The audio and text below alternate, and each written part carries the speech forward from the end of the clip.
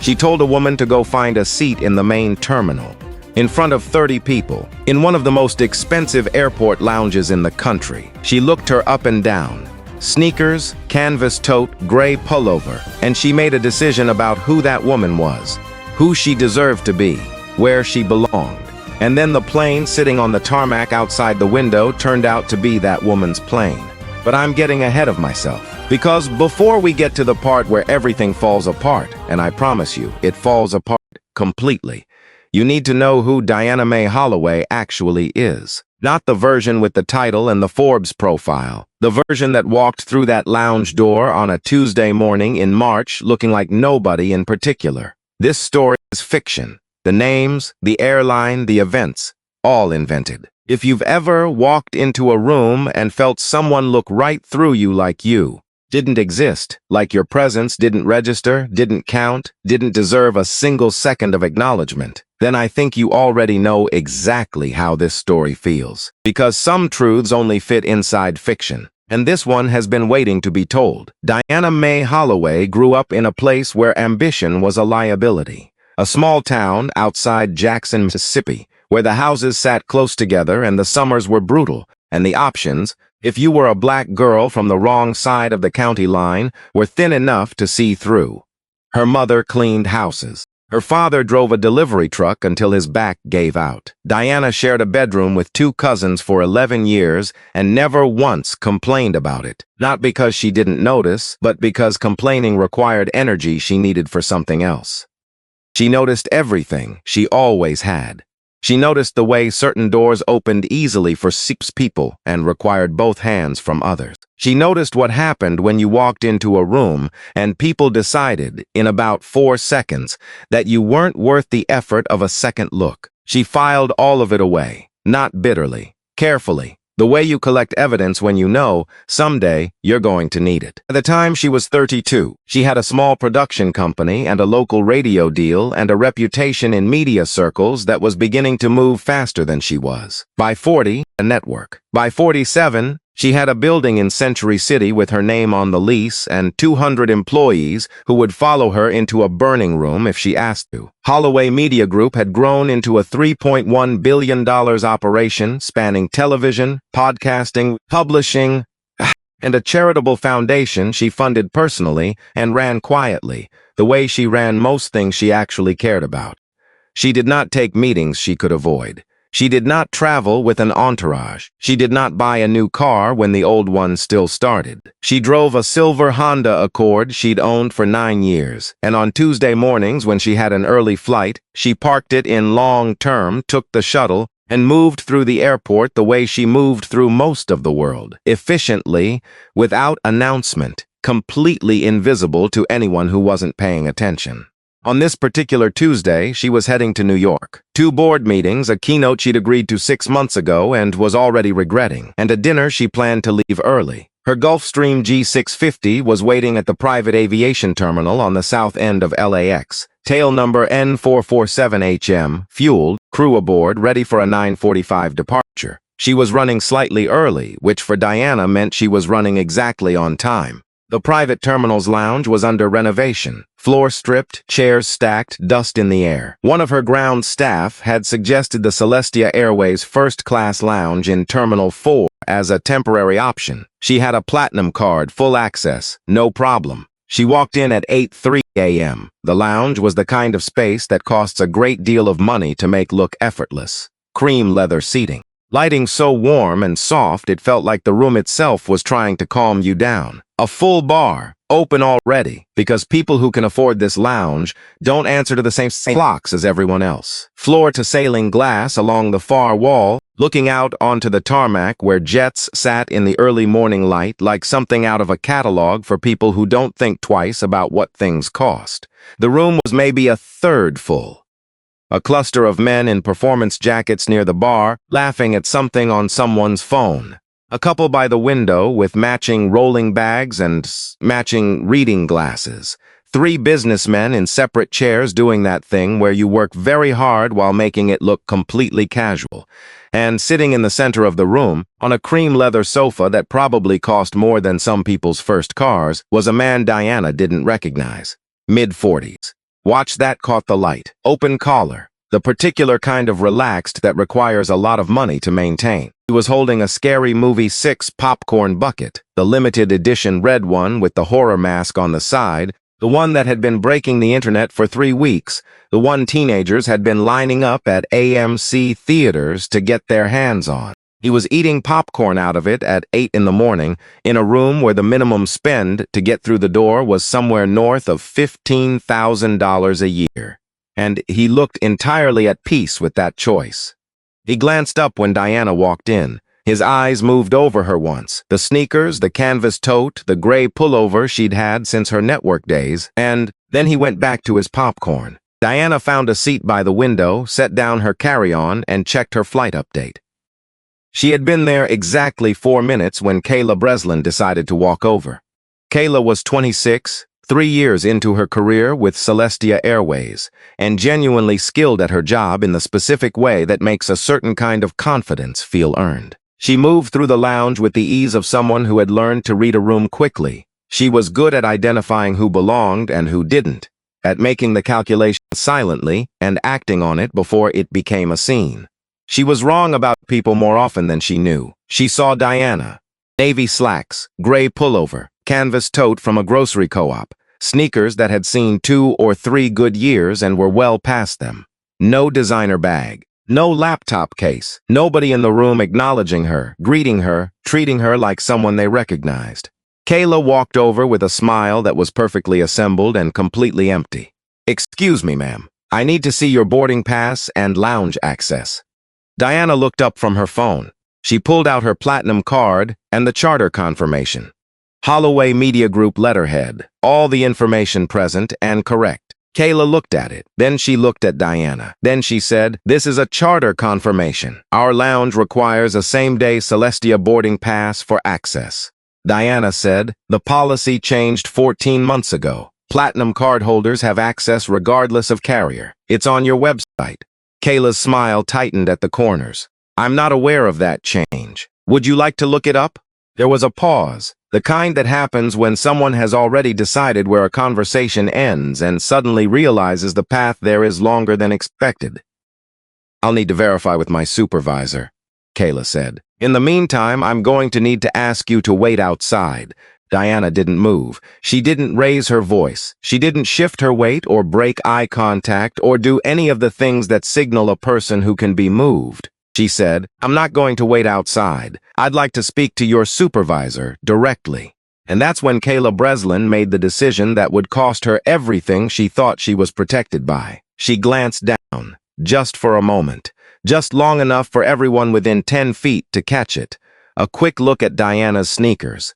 And then she said, her voice smooth and professional and carrying across the lounge like she wanted it to, "Look, I don't know what charter you're flying or who booked it.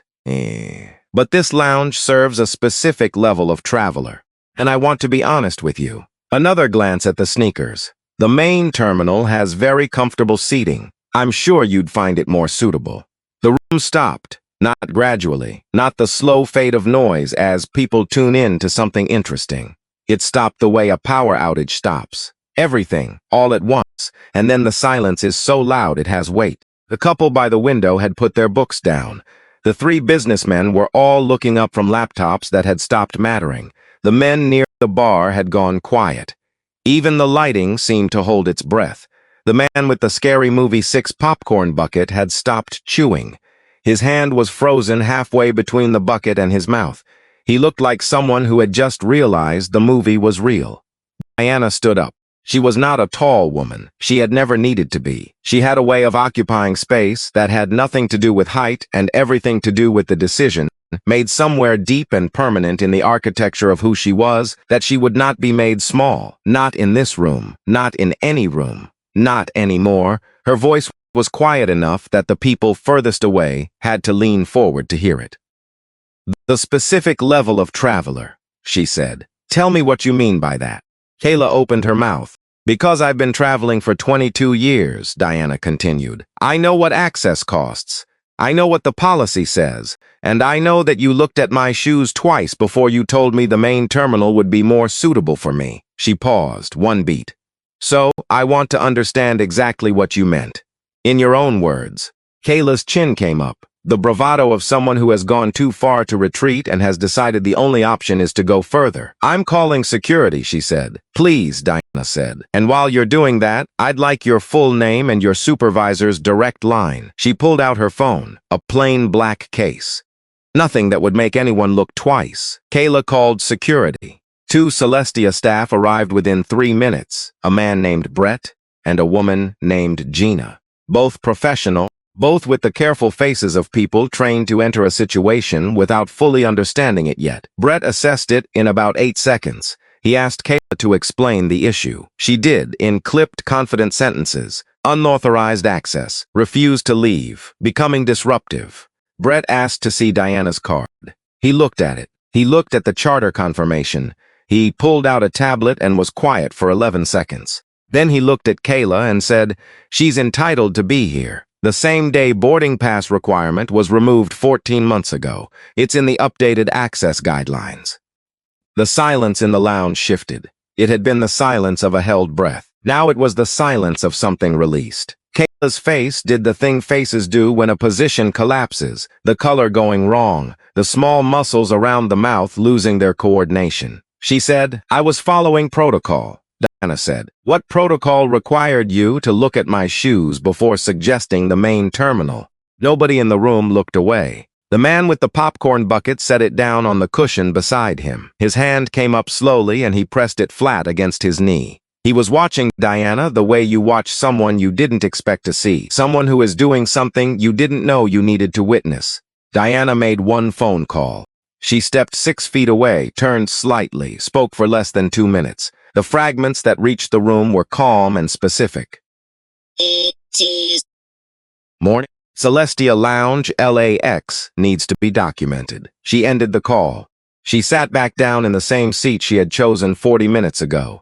She did not perform her composure. She simply had it, the way you have a thing you've carried for so long it's become part of your skeleton. Here is what Kayla Breslin did not know. 9 days before that Tuesday morning, Holloway Media Group had finalized a $2.1 billion acquisition of Transcontinental Holdings, the parent company of Celestia Airways. The deal had closed on a Wednesday. The Wall Street Journal had covered it Thursday morning. Bloomberg ran an analysis piece. CNBC had a segment. Diana Mae Holloway was now, by every legal and financial measure available, the controlling shareholder of the airline whose lounge she had just been told to leave. The Gulfstream G650, visible through the floor-to-soiling windows, tail number N447HM, sitting 40 yards out on the tarmac, was registered to Holloway Media Group. It was, by the most straightforward definition of the word, Diana's plane.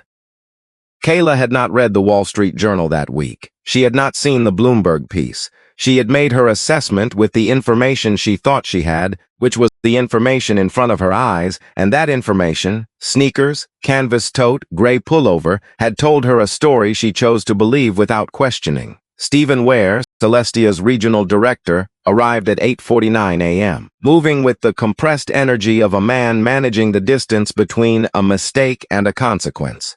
His tie was slightly off-center. He had clearly put it on in a hurry. He came through the door, found the room, found Diana, found Kayla, and understood the full geometry of what had happened in about 4 seconds. He said, "Miss Mills Holloway," and the way he said it, recognition, apology, and a kind of professional grief all compressed into 2 words, made the remaining color leave Kayla's face entirely. He apologized to Diana with the specific, costly sincerity of a man who knows that words are inadequate but says them anyway because they're what he has. He told her what would happen, a formal review, retraining across every lounge in the network, a written apology before end of business. He asked whether this had happened before.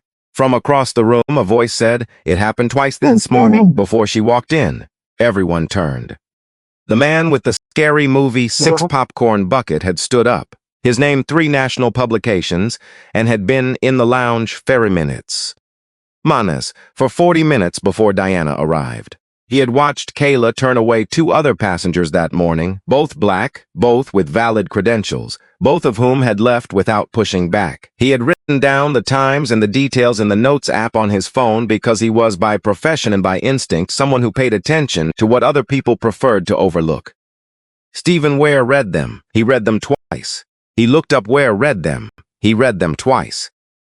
He looked at Marcus, then at Diana, then back at the notes, and he said, "Thank you," in the way you say thank you when the gratitude is real and the situation that prompted it is awful. Kayla Breslin was asked to go to the staff office and wait. She walked toward the door and then she stopped. She turned around. The whole lounge saw it. The turning around, it was not theatrical. It was not performed. It was the movement of someone who has reached the edge of what they can carry and decided to put something down. She looked at Diana directly. Her eyes were bright. Her voice, when it came, had none of the professional smoothness left in it. Just sound. Just a person. "I made assumptions," she said, "about who you were, about what you deserved. I said things out loud in a room full of people that I cannot take back." Her jaw tightened. "I'm sorry, Miss Holloway. Not because of who you turned out to be, because of what I did. That's..." She stopped, pressed her lips together. "That's the part I have to live with." The lounge was completely silent.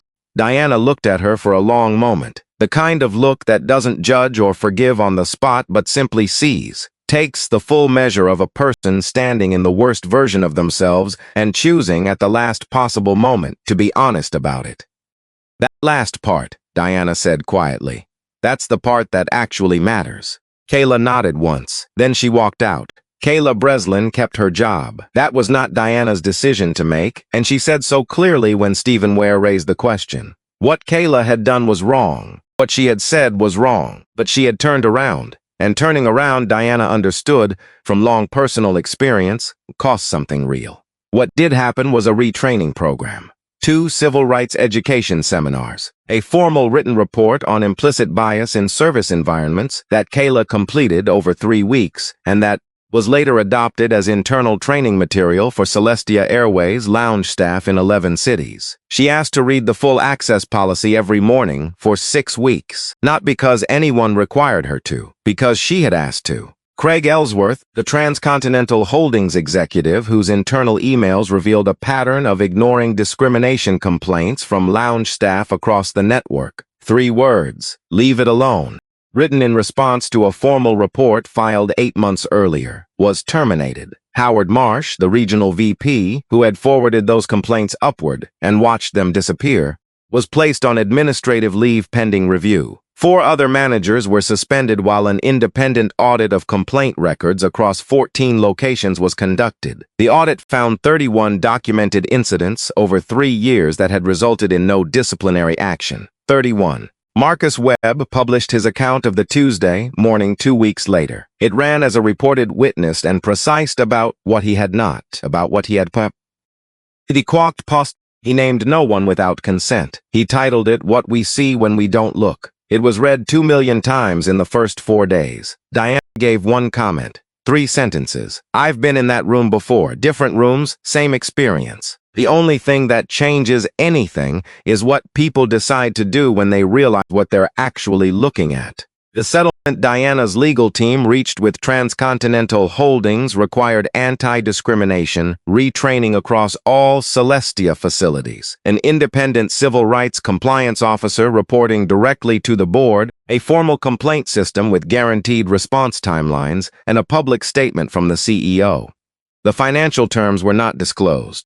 What Diana disclosed was where the money went. Every dollar into the Holloway Foundation's new program funding legal representation for people who had experienced discrimination in public accommodations and couldn't afford to fight back alone. The program covered attorney fees, filing costs, and expert witnesses. In its first year, it supported 44 cases. 31 of them won. On a Thursday morning in late spring, Diana Mae Holloway crossed the tarmac at LAX's private aviation terminal toward her Gulfstream G650. She was wearing a blue blazer, small gold earrings. Her hair was natural. She carried the same canvas tote, same rolling carry-on, same sneakers she'd been wearing in March. She had not bought new shoes. At the foot of the boarding stairs, she stopped for a moment. Out across the tarmac, through the glass walls of Terminal 4, she could see the soft cream glow of the Celestia Airways first-class lounge. She stood there for a few seconds, just looking at it.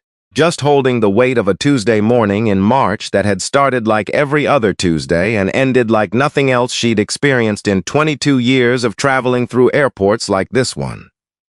Then she went up the stairs. She tells the story sometimes when she speaks at universities or community centers or the occasional company retreat. Not every time, but when the room feels ready for it, she tells them about the morning in the lounge. She tells them about the platinum card and the sneakers and what Kayla said. She tells them about the turning around, that moment at the door, the choice that cost something real. And then she tells them the part she never puts in interviews. She tells them that the hardest moment that morning wasn't being told to find a seat in the main terminal. The hardest moment was standing at the bottom of the boarding stairs afterward, understanding with fresh clarity, something she had always known but sometimes needed to be reminded of, that the world is still full of rooms that were not built with her in mind, that the distance between who she is and who a stranger decides she must be, based on nothing more than a canvas tote and a pair of worn sneakers, can collapse in an instant, that the gap doesn't close just because you've crossed it, that you have to cross it again and again, every room, every Tuesday, every day you decide to keep going. Dignity, she tells them, isn't something a room gives you. You carry it in, and you carry it back out no matter what happened in between. The room doesn't decide that. You do. She pauses. She lets that sit for a moment. But it does help, she adds, and there's something in her voice that is almost warmth, almost something that could be called hope when someone in the room decides to turn around. Marcus Webb still has the Scary Movie 6 popcorn bucket on the corner of his desk. He uses it to hold pens. He says it reminds him to pay attention, to really pay attention, because some mornings that look like every other morning turn out to be the kind of morning that changes something. Not in the headlines, not in the way that gets loud and fast, but in the quiet, costly, necessary way that things actually change. One person who refuses to leave, one person who decides to turn around, one person who writes down the time and shows someone the notes. That is how it starts. Every single time, that is exactly how it starts. Now let me ask you something, and I want you to really think about this before you answer. If you had been sitting in that lounge on that Tuesday morning, if you had watched what happened, heard what was said, seen a woman standing in the middle of a room being told she didn't belong there, what would you have done? Would you have looked back down at your phone, waited for someone else to say something first? Or would you have done what Marcus did? Picked up your phone, started writing, and refused to pretend you hadn't seen it? Drop your answer in the comments. I read every single one. And if this story moved you, if it made you feel something real, then do me a favor, hit that like button, share this with someone who needs to hear it today, and subscribe so you don't miss what's coming next. Because I have more stories like this one, and they only get more powerful from here. Before you go, carry one thing with you from this story. Just one. You never know who is standing in front of you. You never know what they've built, what they've survived, what they're carrying in that canvas tote or behind those worn-out sneakers. So treat every person like they deserve to be in whatever room they've walked into. Not because they might turn out to own the building, but because they walked through the door, and that's already enough. There is something I did not tell you yet about Diana Mae Holloway, something that matters more than the acquisition and the Gulfstream and the $3.1 billion and all of it. When Diana was 19 years old, she applied for a job as a waitress at a restaurant in Jackson, Mississippi.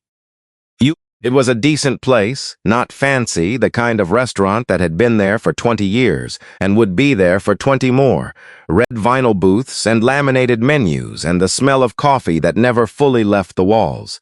She needed the job badly. She had $63 in her checking account and a semester of community college coming up that she had not yet figured out how to pay for. The manager, a man with thinning red hair and a way of looking at people that made clear he had already decided what category they fit into, looked at Diana from across the counter. He looked at her the way Kayla Breslin would look at her 39 years later in the Celestia Airways lounge. The up-and-down assessment.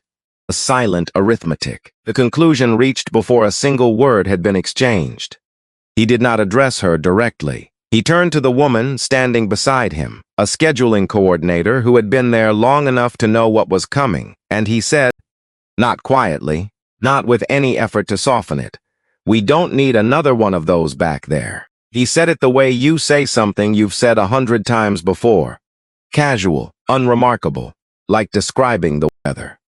Diana walked out of that restaurant and sat in her car for 22 minutes without starting the engine. She looked at her hands on the steering wheel and asked herself a question she had never asked before and would spend the rest of her life answering. If the world has already decided who you are before you speak a word, before you sit down, before you prove a single thing, what do you do with that? She drove to the library. She checked out 4 books on broadcasting and 1 on starting a business. She was back the next morning before it opened. 39 years later, she walked into a first-class lounge at LAX and the world tried to answer that question for her again. She answered it herself, the same way she always had, by staying, by speaking, by refusing to be moved. That manager in Jackson, Mississippi never knew what became of Mae Holloway. He retired eventually, moved somewhere quieter, and as far as anyone knows, he never once connected the face on magazine covers and television screens to the 19-year-old girl he dismissed in 30 seconds without ever learning her name. But Diana knew. She knew every time she signed a contract, every time she sat at a conference table and watched people recalibrate when they finally understood who they were in the room with. Every time she walked into a space that was not built for her and decided to take up space in it anyway. She kept a framed quote behind her desk at the Holloway Media Group offices in Century City. It was not from a famous person. It was something her mother had told her when she was 11 years old, after a teacher at her school told her she was reaching above her station. Her mother had sat across from her at the kitchen table. "Baby, the only thing they can take from you is time. Don't give them more than they've already taken." Diana had been thinking about those words for 47 years. She thought about them on the tarmac at LAX, standing at the foot of the boarding stairs, looking back at the glass walls of Terminal 4. She thought about all the people, the ones before her, the ones who would come after, who had stood in rooms where they were not wanted and had to decide, in real time, with everything at stake, what to do with the weight of that. The ones who left, the ones who stayed. The ones who had no Marcus Webb writing down the times in a notes app. The ones who had no husband to call, no platinum card to produce, no acquisition paperwork that reordered the power in the room. The ones who just walked out, quiet and humiliated, and went home and told nobody because telling someone means reliving it, and reliving it means letting it take more time than it's already taken. Those were the people Diana was thinking about when she funded the legal program. Those were the people she was thinking about when she got on the plane that Thursday morning and opened her laptop and started working before the wheels left the ground. Those were the people she was thinking about when she decided a few weeks later that the story was worth telling. Not her story specifically, but the shape of it. The recognizable, aching, infuriating shape of a thing that happens every day in every kind of room to every kind of person who doesn't fit. The silent, people never written down category of people who are supposed to be here. She gave Marcus Webb 3 sentences for his essay. She gave him the 3 sentences she thought would travel furthest and do the most good. He published them exactly as she'd said them. He told her later that he hadn't changed a single word because there was nothing to change. They were already exactly right.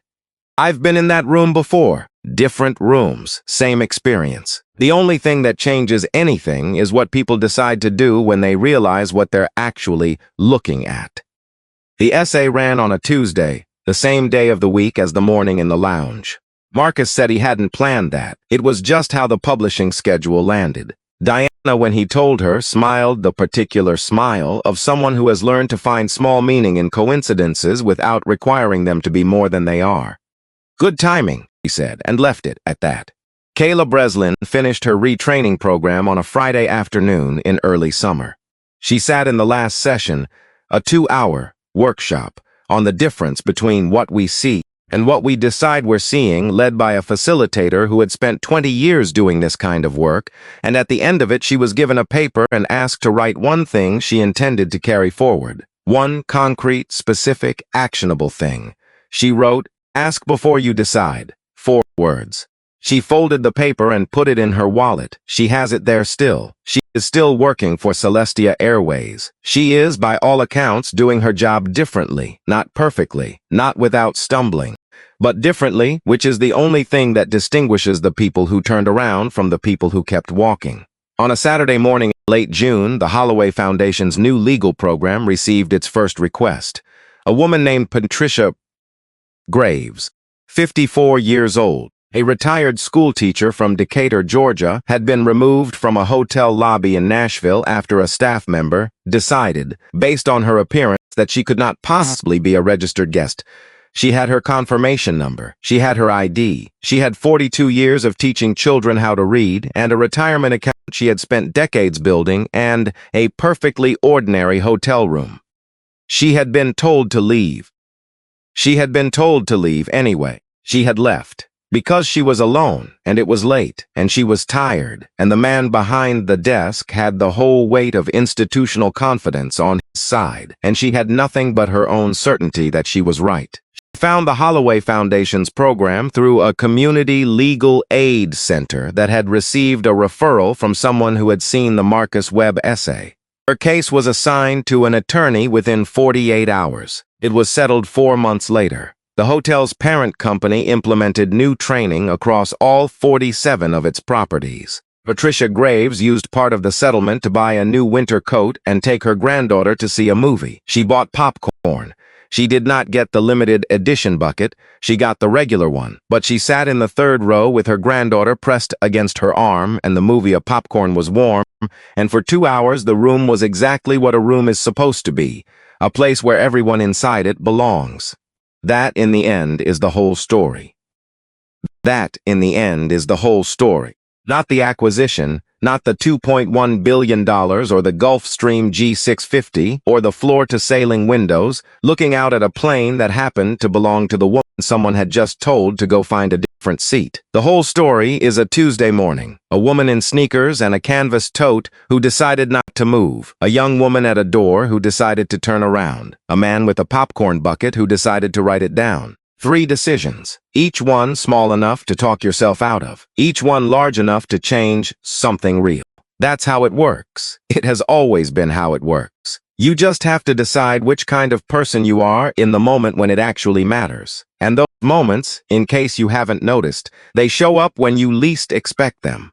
On a Tuesday, in a lounge, over a cup of coffee you didn't finish, in a room where the lighting is beautiful and the leather is cream and someone just walked through the door wearing shoes that tell you, if you're the kind of person who reads shoes, absolutely nothing at all about who they really are. Pay attention. That is the whole lesson. Just pay attention. This is a fictional story, but the experience it describes is real for too many people. Every name, airline, and company in this story is invented.